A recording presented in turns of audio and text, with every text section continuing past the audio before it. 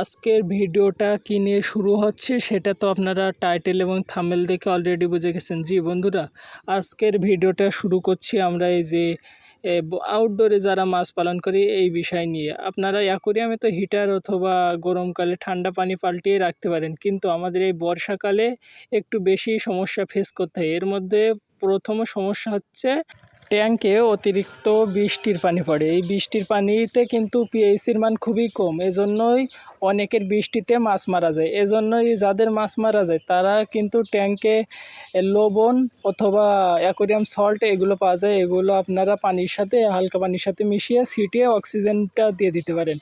এতে করে আপনার পানির পিএইচ মান অনেকটাই বেড়ে যাবে এবং ফাঙ্গাস প্রতিরোধ হবে। আমি কিন্তু এই বর্ষাকালে প্রতিটা ট্যাঙ্কে কিন্তু এই যে লবণ ছিটাইছি, লবণ না ছিটাইলে কিন্তু পিএইচের মান কমে যাবে, কমে অবশ্যই মাছগুলো মারা যেতে শুরু করবে।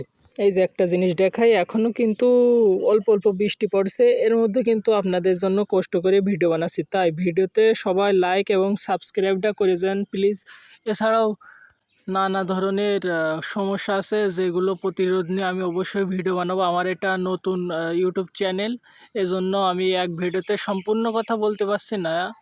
এই যে বৃষ্টির মধ্যে অথবা শীতকালে যে কোনো টাইমে আমার মাছগুলো খুবই অ্যাক্টিভ থাকে এবং হেলদি থাকে, যেগুলো আপনারা সরাসরি না দেখলে বুঝতে পারবেন না।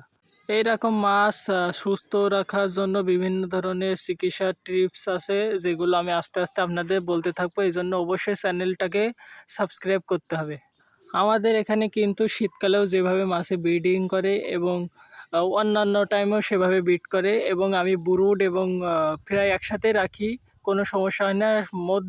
ট্যাঙ্কের মধ্যে হর্নেট ডো থাকে, এই জন্য কিন্তু ব্রুড মাছ ফ্রাই বেশি খেতে পারে না। আপনাদের যাদের আউটডোরে অথবা ছাদের আঙিনায় মাছের ট্যাঙ্ক আছে তারা অবশ্যই ভিডিওটা দেখবেন, ভিডিওয় অনেক কার্যকরী কথা বলা হবে। এছাড়াও আমার মাছ এত তাড়াতাড়ি কিভাবে গ্রোথ করে এই জন্য ভিডিও দেওয়া আছে, আপনারা দেখে আসতে পারেন। মাছের বিভিন্ন ধরনের রোগবালাই হলে আমাকে মেসেজ অথবা নক দিয়ে বলতে পারেন, আমি অবশ্যই যতটুকু জানি আপনাদের সমাধান দিতে পারবো। এছাড়া আমাদের কাছে বিভিন্ন ধরনের রঙিন মাছ পাওয়া যায়, এগুলো কিন্তু আমরা ডেলিভারি দিয়ে থাকি কুরিয়ার সার্ভিসের মাধ্যমে। যাদের লাগবে অবশ্যই জানাবেন। গাপ্পি, মলি, প্লাটি বিভিন্ন ধরনের ভ্যারাইটিস পাওয়া যায় আমাদের কাছে। আপনাদের একটা মাছ দেখাই, এই যে আমার কাছে একটা ব্ল্যাক বেলুন মলি আছে, এগুলো কিন্তু ছোট ছোট, এগুলো আবার কিন্তু বাচ্চাদের শুরু করছে। এগুলো আপনারা যদি প্রথমে মাছ চাষ করতে চান তাহলে অবশ্যই কিন্তু এই অটোবিডের এই মাছগুলো দিয়ে শুরু করতে হবে, ভালোই লাভবান হবেন। এই ট্যাঙ্কে আমার কিন্তু ফুল ফ্রাই রাখছি, দুই একটা ব্রুড মাছ আছে, তাছাড়া ফুল ফ্রাই এই ট্যাঙ্কে।